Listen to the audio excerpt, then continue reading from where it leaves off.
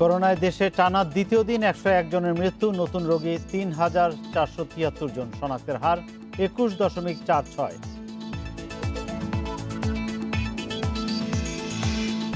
বাঁশখালীতে বকেয়া বেতন নিতে গিয়ে বিদ্যুৎ কেন্দ্রের শ্রমিকদের সঙ্গে পুলিশের সংঘর্ষে নিহত ৫ জন, আহত ২০।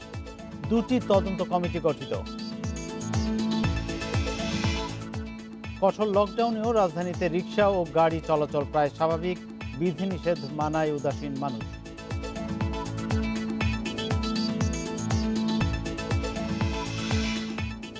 প্রবাসী কর্মীদের জন্য বিশেষ ফ্লাইট চালুর শুরুর দিনে ছেড়েছে মাত্র একটি বিমান, সন্ধ্যার পর যাচ্ছে আরও একটি।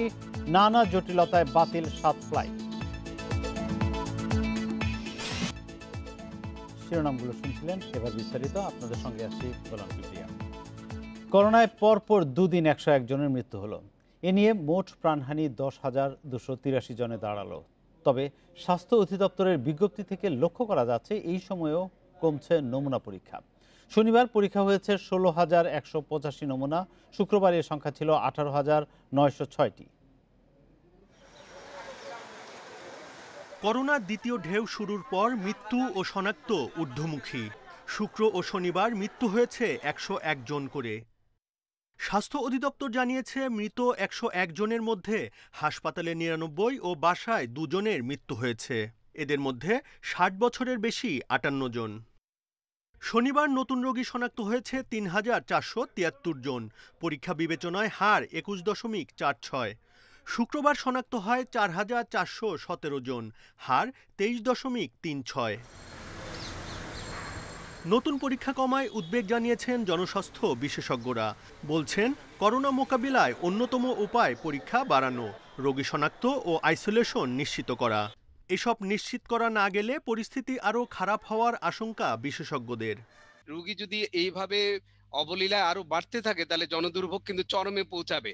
সুতরাং এক্ষুনি এটি অত্যন্ত কঠিন পদক্ষেপ নেওয়া উচিত যাতে আর কোনো রোগীর সংখ্যা না বাড়ে। দেশে এ পর্যন্ত করোনা আক্রান্তের সংখ্যা ৭,১৫,২৫২ জন।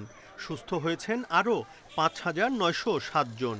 এ নিয়ে মোট সুস্থ ৬,০৮,৮১৫ জন। Buddhadeb Kundu, independent news, Dhaka. বকেয়া বেতনসহ ৪ দফা দাবিতে চট্টগ্রামের বাঁশখালীতে এস আলম গ্রুপের মালিকানাধীন কয়লা ভিত্তিক বিদ্যুৎ কেন্দ্রে পুলিশের সঙ্গে সংঘর্ষে ৫ শ্রমিক নিহত হয়েছেন। আহত হয়েছেন অন্তত ২০ জন। গুলিবিদ্ধ ১১ জনকে চট্টগ্রাম মেডিকেলে ভর্তি করা হয়েছে। ঘটনা তদন্তে পুলিশ এবং জেলা প্রশাসন আলাদা দুটি তদন্ত কমিটি গঠন করেছে। আত্মরক্ষার্থেই শ্রমিকদের উপর গুলি চালানো হয়, দাবি পুলিশের। বাঁশখালী উপজেলার গন্ডামারা পশ্চিম বরঘোনায় বিদ্যুৎ কেন্দ্রে বকেয়া বেতন, ইফতারের সময় বিরতি সহ ৪ দফা দাবি নিয়ে শ্রমিকদের মধ্যে অসন্তোষ চলছিল। শুক্রবারও এ নিয়ে মালিকপক্ষের দৃষ্টি আকর্ষণ করে শ্রমিকরা, কিন্তু আশ্বাস না পেয়ে শনিবার সকালে বিক্ষোভ শুরু করে শ্রমিকরা। পুলিশ বাধা দিলে শুরু হয় সংঘর্ষ। আমরা বলছি আমাদের দাবি নিয়ে যাবো চাইনিজের অফিসে, আমরা দাবি জানাবো ওদেরকে যে আমাদের দাবিটা মানলে আমরা কাজ করব। এইগুলা নিয়ে কথা কাটাকাটি হয়েছে। এক পর্যায়ে পুলিশরা আমাদেরকে ধাক্কাধাক্কি করে মারধর শুরু করছে। হুট করে দেখি গুলি শুরু করছে। আমরা কল্পনাও করতে পারিনি যে আমাদেরকে ডিউটির জন্য নিয়ে কেন ওরা গুলি করছে। গেটে যাওয়ার সাথে সাথে তখন পুলিশ সামন দিকে আসছে, আইসা পুলিশ সরাসরি একটা গুলি করে দিল। প্রথমে গ্যাস ফায়ার করছে, এরপর সরাসরি সব লোকজন গুলি করে দিচ্ছে। এদিকে কোনো লোকজন কোনো বিশৃঙ্খলায় যায় না। লোকাল একটা রাজনৈতিক একটা দৌরাত্ম এখানে কাজ করতেছে আর কি, একটা রাজনৈতিক বিষয়। কারণ এই বাংলাদেশের প্রত্যন্ত জায়গা থেকে আসা শ্রমিকদের মধ্যে অস্ত্র থাকার কথা না। সংঘর্ষে গুলিবিদ্ধ ১৬ জনকে বাঁশখালী স্বাস্থ্য কমপ্লেক্সে নেওয়া হলে আহমেদ রেজা, রনি হোসেন, শুভ ও রাহাত নামে ৪ শ্রমিককে মৃত ঘোষণা করেন চিকিৎসকরা। বাকিদের চট্টগ্রাম মেডিকেলে নেওয়া হলে সেখানে মারা যান রায়হান নামের আরও একজন। তো সেখান থেকে আমাদের এখানে প্রায় মৃত অবস্থায় আমরা 11:15টার দিকে আমরা 4 জন লাশ পেয়ে থাকি। পরবর্তীতে প্রায় আরো 12 জনের মতো আহত অবস্থায় আমরা পেয়েছিলাম। ম্যাক্সিমামই বলা যায় তাদের গুলিবিদ্ধ অবস্থা ছিল। সংঘর্ষের পর ঘটনাস্থল পরিদর্শন করেন চট্টগ্রাম রেঞ্জের ডিআইজি সহ পুলিশের ঊর্ধ্বতন কর্মকর্তারা। ঘটনা তদন্তে পুলিশ ও জেলা প্রশাসন আলাদা দুটি তদন্ত কমিটি গঠন করেছে। আজকে সকালবেলা যখন শ্রমিকরা একত্রিত হয়ে আপনার আশেপাশের গাড়িগুলোতে এবং অফিসগুলোতে অগ্নিকাণ্ড অগ্নিসংযোগ করছিল এবং নিরাপত্তার দায়িত্বে যে পুলিশ ছিল তাদের উপরে আক্রমণ করেছিল চারদিক থেকে, তখন আমার কাছে মনে হয়েছে তাৎক্ষণিকভাবে যে পুলিশের আসলে এই মুহূর্তে উপায় ছিল না। এর আগে 2016 সালে একই বিদ্যুৎ কেন্দ্রের জমি অধিগ্রহণ নিয়ে স্থানীয়দের সাথে সংঘর্ষে মারা যায় 6 জন। অনুপম শীল, ইন্ডিপেন্ডেন্ট নিউজ, চট্টগ্রাম। করোনা সংক্রমণ নিয়ন্ত্রণে কঠোর লকডাউনের মধ্যেও অনেকটাই স্বাভাবিক রাজধানীর রাস্তাঘাট। গণপরিবহন বন্ধ থাকলেও সড়ক দাপিয়ে বেড়াচ্ছে রিক্সা, প্রাইভেট কার, মাইক্রোবাস। পুলিশের বিভিন্ন চেকপোস্টে দেখা দিয়েছে জট। লকডাউন বাস্তবায়ন করতে রীতিমতো হিমশিম খাচ্ছে আইন শৃঙ্খলা রক্ষাকারী বাহিনী। দেশে প্রায় প্রতিদিনই করোনা সংক্রমণ ও মৃত্যুর রেকর্ড হলেও কোনোভাবে লকডাউনের বিধিনিষেধ মানতে চাইছে না রাজধানীবাসী। সরকারের পক্ষ থেকে অতি জরুরি কাজ, নিত্য প্রয়োজনীয় পণ্য ও ওষুধ কেনাকাটা ছাড়া বাইরে যাওয়ায় নিষেধাজ্ঞা দেওয়া হয়েছে। তবে তার না মেনে অনেকেই তুচ্ছ কারণে বের হয়েছেন রাস্তায়। যারা বের হয়েছেন তাদের অনেকের মুখে নেই মাস্ক। এটাই তো মাস্ক আমরা ব্যবহার করি, কাজের জন্য মেশিন চালাইতে হবে, মেশিন। গণপরিবহন বন্ধ থাকলেও সড়কে বেড়েছে রিক্সা চলাচল। সিএনজি, অটোরিকশা ও প্রাইভেট কারের সংখ্যাও প্রতিদিনই বাড়ছে। কোনো কোনো সড়কে দেখা দিয়েছে যানজট। পরিস্থিতি দেখে মনেই হয় না কঠোর লকডাউন চলছে। লকডাউনের আওতামুক্ত প্রতিষ্ঠানগুলো নিজেদের কর্মী পরিবহন করছে গাদাগাদি করে, ফলে ব্যাহত হচ্ছে স্বাস্থ্যবিধি, বাড়ছে সংক্রমণ ঝুঁকি। সামাজিক দূরত্বটা মেনটেন হয় নাই আসলে একই গাড়ির ভেতর, এই কারণে নিরুপায় হয়ে যাচ্ছে। কি করব বলেন, আমরা বারবার কমপ্লেইন করছি, এভাবে যাওয়া সম্ভব না। একজনের কোলে বসে আরেকজনের যেতে হচ্ছে। বাড়তি গাড়ির চাপ নিয়ন্ত্রণের পাশাপাশি অকারণে যারা বের হয়েছেন তাদেরকে আইনের আওতায় আনার চেষ্টা করছে পুলিশ। আজকে একটু গাড়ি বেশি পরিলক্ষিত হচ্ছে, আমরা ব্যবস্থা নিচ্ছি। অনেকে নানান অজুহাতে বের হওয়ার চেষ্টা করছে, আমরা এগুলো যাচাই বাছাই করতেছি। করার পরে যদি দেখি যে হ্যাঁ কেউ আইন লঙ্ঘন করতেছে, তাহলে তাদের বিরুদ্ধে আমরা আইনগত ব্যবস্থা নিচ্ছি। কোনোভাবেই নিয়ন্ত্রণ করা যাচ্ছে না বাইক চালকদের। অ্যাপসের মাধ্যমে রাইড শেয়ারিং বন্ধ থাকলেও ভাড়ায় যাত্রী পরিবহন করছেন অনেকেই। রেশমি নন্দী, ইন্ডিপেন্ডেন্ট নিউজ। রমজান উপলক্ষে গত বছরের তুলনায় প্রতিটি পণ্যের চাহিদার চেয়ে 12 গুণ বেশি মজুদ রেখেছে টিসিবি। 3-4 মাস আগেই এই প্রস্তুতি নেওয়া হয়েছে বলে জানিয়েছে বাণিজ্য মন্ত্রী সচিব। নিত্যপণ্যের দাম নিয়ন্ত্রণে ভোক্তা অধিকার সংরক্ষণ অধিদপ্তর, জেলা প্রশাসন সহ সবাই একসঙ্গে কাজ করছে বলেও জানান তিনি। টিসিবির পণ্য সরবরাহ ব্যবস্থা ও বাজার তদারকির লক্ষ্যে রাজধানীর শান্তিনগর বাজারে যান বাণিজ্য মন্ত্রণালয়ের সিনিয়র সচিব জাফর উদ্দিন। এ সময় তার সাথে ছিলেন টিসিবির চেয়ারম্যান সহ মন্ত্রণালয়ের কর্মকর্তারা। বাণিজ্য সচিব জানান, টিসিবির কাছে অন্যান্য বছরের তুলনায় এবছর 12 গুণ বেশি পণ্য মজুদ রয়েছে। পর্যাপ্ত মজুদ থাকায় অযথা আতঙ্কিত না হতে সবার প্রতি আহ্বান জানান তিনি। টিসিবির মাধ্যমে অন্যান্য বছরের তুলনায় প্রায় 12 গুণ প্রিপারেশন আমরা হিসাব করে দেখেছি যে প্রতিটি পণ্য প্রায় 12 গুণ আমাদের মজুদ বেশি আছে। নিত্য পণ্য যেটা আমরা বলতে যা বুঝি, তো এই ক্ষেত্রে কোনো ক্রেতাদেরকে আমরা আশ্বস্ত করতে চাই মন্ত্রণালয়ের পক্ষ থেকে কোনো আতঙ্কিত হওয়ার কোনো কারণ নেই। সচিব আরও জানান, নিত্যপণ্যের দাম নিয়ন্ত্রণে বেশি পণ্য আমদানি এবং স্বাভাবিক সরবরাহ বজায় রাখার দিকে লক্ষ্য রাখছে সরকার। রোজার মাসে কেউ অতিরিক্ত মুনাফা করতে গেলে তাদেরকে শাস্তি দেওয়া হবে বলে হুঁশিয়ারি দেন বাণিজ্য সচিব।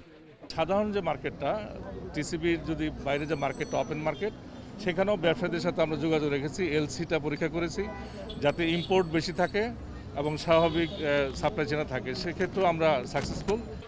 সচিব বলেন, ঢাকার বিভিন্ন পয়েন্টে প্রায় 130টি ট্রাক এবং সারা দেশে 500-এরও বেশি টিসিবি ট্রাক নিত্যপণ্য বিক্রি করছে। প্রয়োজনে ট্রাক বাড়ানো হবে বলেও জানান তিনি। Hasib Mahmud Shah, independent news, Dhaka. করোনায় আটকা পড়া প্রবাসী কর্মীদের জন্য বিশেষ ফ্লাইট চালু শুরুর দিনে মাত্র একটি ফ্লাইট ছেড়ে গেছে ওমানের উদ্দেশ্যে। নানা জটিলতায় বাতিল হয়েছে সংযুক্ত আরব আমিরাতের 4টি এবং সৌদি আরবের 3টি ফ্লাইট। সন্ধ্যার পরে বিমানের একটি ফ্লাইট জেদ্দার উদ্দেশ্যে রওনা করবে। এদিকে সৌদি আরবের রিয়াদ এবং দাম্মামে ল্যান্ডিংয়ের অনুমতি পেয়েছে বিমান বাংলাদেশ। রাত 3টায় প্রথম ফ্লাইট দিয়ে এই 2 রুটে নিয়মিত বিমান চলাচল করবে জানিয়েছে কর্তৃপক্ষ। আটকে পড়া প্রবাসী কর্মীদের 5টি গুরুত্বপূর্ণ শ্রমবাজারে নিয়ে যেতে শনিবার থেকে শতাধিক বিশেষ ফ্লাইটের অনুমোদন দেয় সরকার। বিমানসহ মোট 12টি দেশি বিদেশি এয়ারলাইন্স যাত্রী পরিবহন করবে। তবে সৌদি কর্তৃপক্ষের ল্যান্ডিং অনুমতি না পাওয়ায় বিমানের বিশেষ ফ্লাইটটি রিয়াদের উদ্দেশ্যে যাত্রা করেনি। আর পর্যাপ্ত যাত্রী না পাওয়ায় বাতিল হয়েছে দাম্মামের একটি ও দুবাইয়ের দুটি সহ মোট 6টি ফ্লাইট। এদিকে ফ্লাইট না যাওয়ায় বিপদে পড়েছেন যাত্রীরা। সময় ও অর্থ ব্যয় হলেও যেতে পারেননি কর্মস্থলে। এদিকে অনেকের ভিসার মেয়াদও প্রায় শেষ। এ অবস্থায় কাজে যোগ দেয়া নিয়ে সংশয়ে তারা। 3বার আইছি ঢাকা শহর, 3বার আমার ফ্লাইটটা ক্যান্সেল করা হয়েছে। কেন? ধরলে যদি ভালো না লাগে আমাদেরকে গুল্লি করে মারলাম, হেইটা এক বালা, ঠিক আছে? কারণ আমনে আমাদের সবকিছু নেওয়া শেষ, এখন আমরা বিমানে উঠতাম, এই টাইমে আমনে ক্যান্সেল করে দিতেছে, এটা কোন হিসাবে? আমাদেরকে বলে যা মতিঝিল হোটেলে আবার যামু, 200 টাকার ভাড়া 600 টাকা দিয়েছি, এখন আমরা যামু বিমান উঠবো, বাংলাদেশি টাকার কোনো দাম আছে? ফ্লাইট কেন বাতিল হয়েছে তা খতিয়ে দেখার আশ্বাস দিয়েছেন সিভিল এভিয়েশন চেয়ারম্যান। আর বিমান কর্তৃপক্ষ জানিয়েছে ফ্লাইট বাতিল হওয়া যাত্রীদের পাঠানোর বিষয়ে আলোচনা করা হচ্ছে। আমরা এখনো চেষ্টা করছি দ্রুত যেন আপনাদেরকে পাঠাতে পারি, পারলে আজকে রাত্রেই পাঠাতে পারি, সেই চেষ্টা করা হচ্ছে। যে সবই তো আমাদের উপর হাতে নাই, বাট আমরা সর্বোচ্চ চেষ্টা আপনাদের জন্য করবই। যেহেতু বাতিল করা হয়েছে, এটা কেন তুমি বাতিল করলে সেই প্রশ্ন আপনারা যেমন আমাকে সামনে পেয়ে বলতে পারছেন যে এটা না করে এটা করতে পারলেন কেন। আমরা পত্র, ইমেল এইগুলি অব্যাহত রেখেছি, যেমনটি স্যাররা বললেন। এখানে কারো কোনো আন্তরিকতার অভাব নেই। আমরা আপনাদের জন্য হোটেল বরাদ্দ রেখেছি। যাদের ভিসার মেয়াদ শেষ হয়ে যাচ্ছে তাদের ভিসার মেয়াদ বাড়ানোর বিষয়ে সংশ্লিষ্ট দেশের সঙ্গে আলোচনা করা হচ্ছে বলে জানিয়েছেন পররাষ্ট্র সচিব। ইফা তারা, ইন্ডিপেন্ডেন্ট নিউজ। দেশের সাম্প্রদায়িক অপশক্তিকে পরাজিত করা হবে বলে ঐতিহাসিক মুজিবনগর দিবসে মন্তব্য করেছেন আওয়ামী লীগের সাধারণ সম্পাদক ওবায়দুল কাদের। সাম্প্রদায়িক গোষ্ঠীর উত্থানে সরকারেরও দায় আছে বলেছেন মুক্তিযুদ্ধ বিষয়ক মন্ত্রী। আর যেসব অপশক্তি দেশকে সাম্প্রদায়িক রাষ্ট্রে পরিণত করতে চায় তাদের মূল পৃষ্ঠপোষক বিএনপি, দাবি তথ্য ও সম্প্রচার মন্ত্রীর।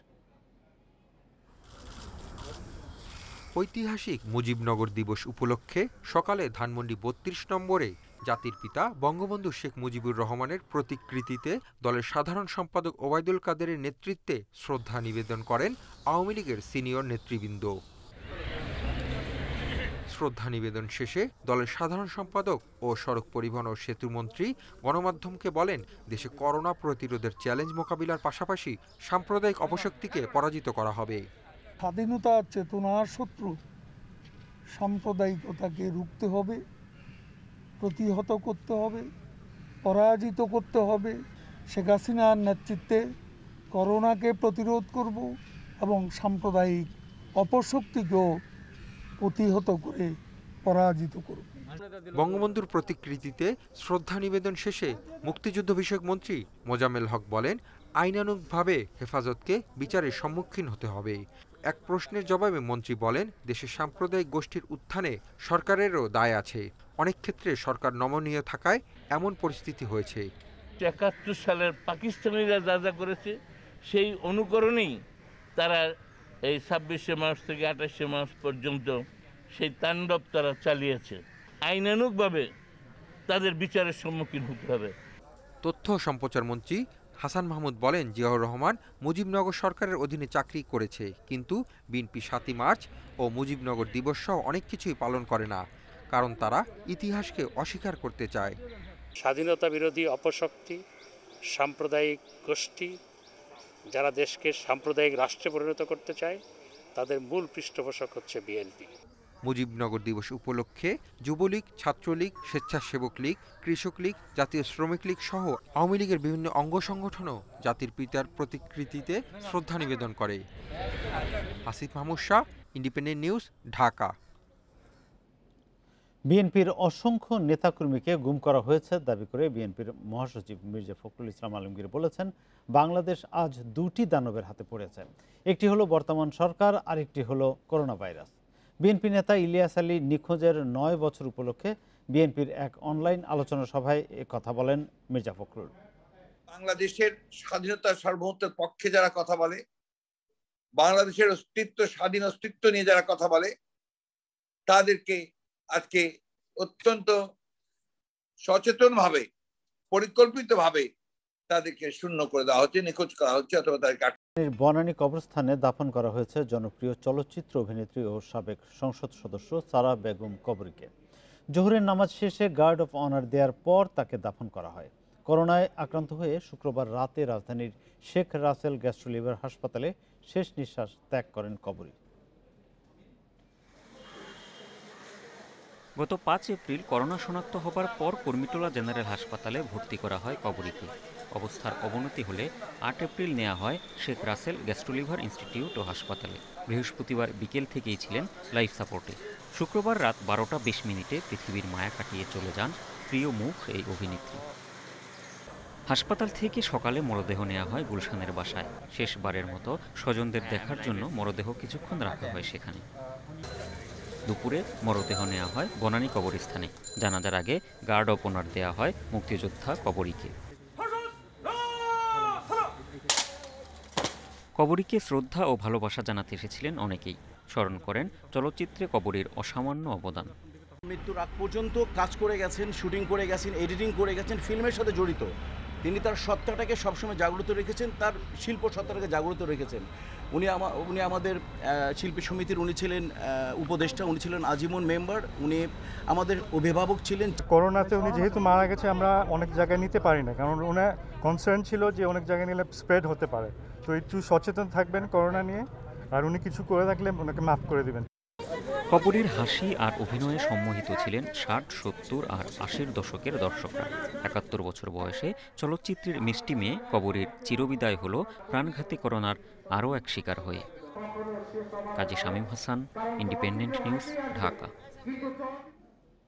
শিক্ষক ও কলামিস্ট তারেক শামসুর রহমানের মরদেহ নিজ বাসা থেকে উদ্ধার করা হয়েছে। দুপুরে উত্তরায় ফ্ল্যাটের দরজা ভেঙে তাকে মৃত অবস্থায় পায় পুলিশ। ধারণা করা হচ্ছে তিনি হার্ট অ্যাটাকে মারা গেছেন। জাহাঙ্গীরনগর বিশ্ববিদ্যালয়ের আন্তর্জাতিক সম্পর্ক বিভাগের অধ্যাপক ছিলেন তিনি। স্ত্রী ও মেয়ে থাকেন যুক্তরাষ্ট্রে। ডক্টর তারেক শামসুর রহমান 2 বছর ধরে একাই থাকেন উত্তরার 18 নম্বর সেক্টরের এ বাসায়। শনিবার সকালে বাসার গৃহপরিচারিকা নক করার পর কেউ দরজা না খোলায় প্রতিবেশীদের খবর দেয় সে। পরে পুলিশ এসে দরজা ভেঙে ভেতরে ঢুকে বাথরুমের সামনে পড়ে থাকতে দেখে। সবাই এসে চেষ্টা করলো, কলিং বেল দিয়ে চেষ্টা করলো, মোবাইল দিয়ে চেষ্টা করলো, তখন রেসপন্স করলো না। তখন আমি ফোনটা পাই, এখানকারই একজন আমাকে ফোন দিয়ে জানালেন যে অবস্থা। তখন আমি সাথে সাথে তুরাগ থানার ওসি মেহেদি সাহেবকে ফোন দিই। মেহেদি সাহেব টহল পুলিশ পাঠিয়ে দিলেন। পুলিশের সহায়তায় দরজা ভেঙে তারপরে ওনার লাশ দেখতে পেলেন। ভালো ছিল, আমি রান্না করে থুয়ে গেছি। আমি যে পর্যন্ত রান্না করি সে পর্যন্ত দরজা খোলা থাকে, রান্না করা বাইরে গেলে হ্যাঁ লক করে তালা মেরে ফেলায়। শামসুর রহমানের মৃত্যুর কারণ এখনো জানা যায়নি, তবে ধারণা করা হচ্ছে তিনি হার্ট অ্যাটাকে মারা গেছেন। তো আমরা এখন এই লাশটা পোস্টমর্টমের জন্য পাঠাচ্ছি। ডাক্তাররা বলতে পারবেন যে বিষয়ে আসলে ওনার কী কারণে বা কিভাবে উনি মারা গেলেন। তারেক শামসুর রহমান জাহাঙ্গীরনগর বিশ্ববিদ্যালয়ের আন্তর্জাতিক সম্পর্ক বিভাগের চেয়ারম্যান ছিলেন। বিশ্ববিদ্যালয় মঞ্জুরি কমিশনের সদস্যও ছিলেন তিনি। ঢাকা বিশ্ববিদ্যালয়ের আন্তর্জাতিক সম্পর্ক বিভাগ থেকে অনার্স ও মাস্টার্স করেন। তারেক শামসুর রহমান স্যারের চলে যাওয়াটা আসলে অত্যন্ত দুর্ভাগ্যজনক, শুধুমাত্র জাহাঙ্গীরনগর বিশ্ববিদ্যালয়ের জন্য না, ওভারঅল একাডেমিয়া বা যারা গবেষণা নিয়ে আছেন তাদের প্রত্যেকের জন্যই এটা একটা বড় দুর্ভাগ্যের বিষয় যে তিনি এত তাড়াতাড়ি চলে গেলেন। স্যার আমাদের এখান থেকে অবসর গ্রহণ করার পরেও গবেষণা নিয়েছিলেন, রেগুলার কলাম লিখতেন, রেগুলার প্রকাশনা করতেন, এবং যে কোনো শিক্ষকের জন্য কিন্তু এগুলি প্রেরণা। আন্তর্জাতিক রাজনীতি, আন্তঃরাষ্ট্রীয় সম্পর্ক, বৈদেশিক নীতি ও তুলনামূলক রাজনীতি নিয়ে তার অসংখ্য বই রয়েছে। মাহমুদুর নবী, ইন্ডিপেন্ডেন্ট নিউজ। নোংরা ও অস্বাস্থ্যকর পরিবেশে তৈরি হচ্ছে মানহীন নুডলস। নিজেদের ইচ্ছে মতো দেওয়া হচ্ছে মেয়াদ উত্তীর্ণের তারিখ। এদিকে অ্যারোরুটের সাথে ক্ষতিকর রং মিশিয়ে তৈরি হচ্ছে টমেটোর সস। এসব নুডলস এবং সস সরবরাহ করা হচ্ছে রাজধানী সহ দেশের বিভিন্ন খাবারের দোকানে, যা মানবদেহের জন্য ক্ষতিকর বলছেন চিকিৎসকরা। তবে এসব ভেজাল নিয়ন্ত্রণে লোকবল সংকটের অজুহাত দিচ্ছে নিরাপদ খাদ্য কর্তৃপক্ষ। বাঙালির খাদ্য তালিকায় এখন জনপ্রিয় নাম নুডলস। নামবিহীন এক নুডলস কারখানার খোঁজ মিলেছে কেরানীগঞ্জে। কারখানার পরিবেশ নোংরা, অস্বাস্থ্যকর। শ্রমিকদের শরীরের ঘাম মিশছে নুডলসের সাথে। হাতে গ্লাভস আছে ঠিকই, কিন্তু তা কয়েকদিনের পুরনো এবং নোংরা। যে কক্ষে তৈরি হচ্ছে সেখানে মাছির রাজত্ব। নুডলস প্যাকেটজাত করে মেয়াদের তারিখ দেওয়া হচ্ছে ইচ্ছে মতো, নেই কারখানার অনুমোদনও। চাইনিজ হোটেল যে জায়গাতে যে আছে না, এই জায়গাটা সব জায়গাতে দেওয়া। আমার ছেলে সব কিছু বলে দিবে না যে এই যা দেয়। মনে করেন আজকে চাপাই আনে 4-5 যে কদিন চলে সে কদিন চলে আবার করি। নুডলসের স্বাদ বাড়াতে জুড়ি নেই টমেটো সসের। এবার কেরানীগঞ্জে মিলল ভেজাল টমেটো সসের কারখানা। অপরিষ্কার পানিতে অ্যারারুট মিশাচ্ছেন এই ব্যক্তি, এরপর তাতে মিশানো হবে ক্ষতিকর রং। মজুত করা হয়েছে পচা টমেটো পাল্প। এরপর এখান থেকে তৈরি করা এসব ভেজাল টমেটো সস পৌঁছে যাচ্ছে মানুষের হাতে। আমি যদি মনে করি এই কারখানা করে যদি মনে করি কোটি কোটি টাকা বা লক্ষ লক্ষ টাকা উপার্জন করতে পারতাম, তাহলে আমার সমস্ত কিছু থাকতো। এটা আমরা পেটে ব্যথা কোনো রকম চলি, এই হিসাবে আমরা কি করতেছি।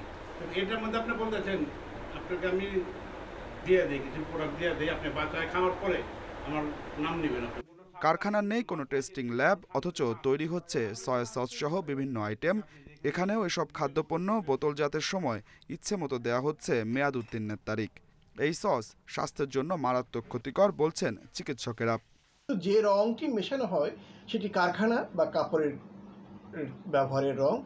এর দ্বারা একদিকে লিভার, কিডনি, পাকস্থলীর ক্ষতি হয়, অন্যদিকে কিন্তু ক্যান্সারের মতো মারাত্মক অসুখ তৈরি হতে পারে।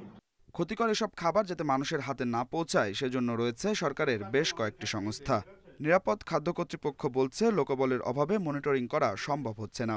জেলা পর্যায়ে আমাদের একজন মাত্র কর্মকর্তা, তার পক্ষে এত বড় জেলা বা ঢাকা শহর, পুরো ঢাকা শহর বা ঢাকা চট্টগ্রাম বিভিন্ন সিটি কর্পোরেশনগুলো কভার করা খুব দুরূহ বিষয়।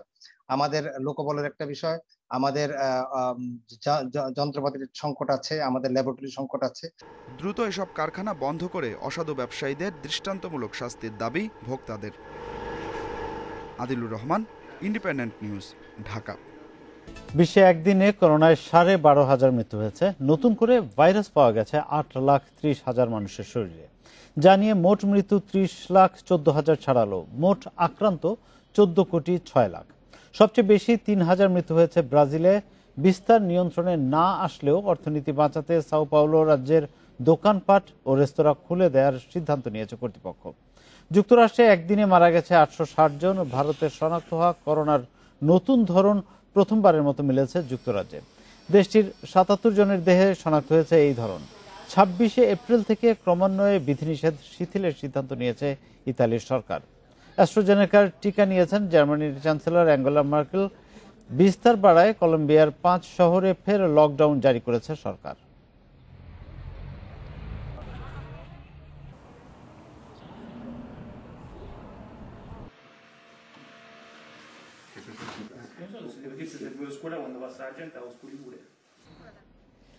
দ্বিতীয় ধাপের করোনার থাবায় বিপর্যস্ত ভারত। দেশটিতে আবারও আক্রান্তের রেকর্ড হয়েছে। একদিনে ভারতে 2,33,000 রোগী শনাক্ত হয়েছে। আরও 1300-র বেশি মৃত্যুতে মোট প্রাণহানি 1,75,000 ছাড়িয়েছে। এমন পরিস্থিতিতে দেশজুড়ে লকডাউন জারি না করলেও রাজ্য সরকারগুলো নানা রকম বিধিনিষেধ জারি করছেন।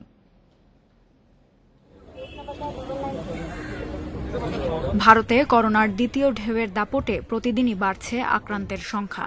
সপ্তাহখানেক ধরে টানা প্রতিদিন সংক্রমণের নতুন রেকর্ড হচ্ছে দেশটিতে। প্রায় সব রাজ্যে দৈনিক আক্রান্তের সংখ্যা বাড়ছে। সংক্রমণের দিক দিয়ে দেশটিতে সবচেয়ে খারাপ অবস্থা মহারাষ্ট্রের, এরপরই পশ্চিমবঙ্গ। করোনা পরিস্থিতি উদ্বেগজনক হলেও দেশজুড়ে লকডাউনের সিদ্ধান্ত নেয়নি সরকার। তবে রাজ্য পর্যায়ে কঠোর বিধিনিষেধ দিয়ে চলছে করোনা সংক্রমণের মোকাবিলা। দিল্লি ও রাজস্থানের শুক্রবার সন্ধ্যা থেকে 1 সপ্তাহের কারফিউ জারি করা হয়েছে। উত্তরপ্রদেশে মাস্ক না পরলে 10,000 রুপি পর্যন্ত জরিমানা করা হবে বলে জানিয়েছেন রাজ্যের মুখ্যমন্ত্রী যোগী আদিত্যনাথ। কেরালায় সংক্রমণ ঠেকাতে করোনার গণপরীক্ষার সিদ্ধান্ত নিয়েছে কর্তৃপক্ষ। 30 এপ্রিল পর্যন্ত স্কুল বন্ধ রাখছে হরিয়ানা। মধ্যপ্রদেশে স্কুল পরীক্ষা বাতিল করা হয়েছে। ভারতের রাজধানী দিল্লিতে এবার যারা আক্রান্ত হচ্ছেন তাদের মধ্যে অনেক শিশু রয়েছে বলে জানিয়েছেন চিকিৎসকরা। প্রথম ঢেউয়ের সময় এত বেশি সংখ্যায় শিশুদের করোনায় আক্রান্ত হতে দেখা যায়নি। আক্রান্তদের বয়স 5-এর নিচে। 1 মাস বয়সের শিশুও আক্রান্ত হচ্ছে এ রোগে। এদিকে করোনা ভাইরাসের চিকিৎসায় জরুরি অনুমোদন পাওয়া বেশ কিছু ওষুধের ঘাটতি থাকলেও কালো বাজারে তা কয়েক গুণ বেশি দামে বিক্রি হচ্ছে বলে গণমাধ্যমের অনুসন্ধানী প্রতিবেদনে উঠে এসেছে। এ অবস্থায় পরিস্থিতি স্থিতিশীল করতে কাজ করছে কর্তৃপক্ষ। Lutfa Fauzia, independent news.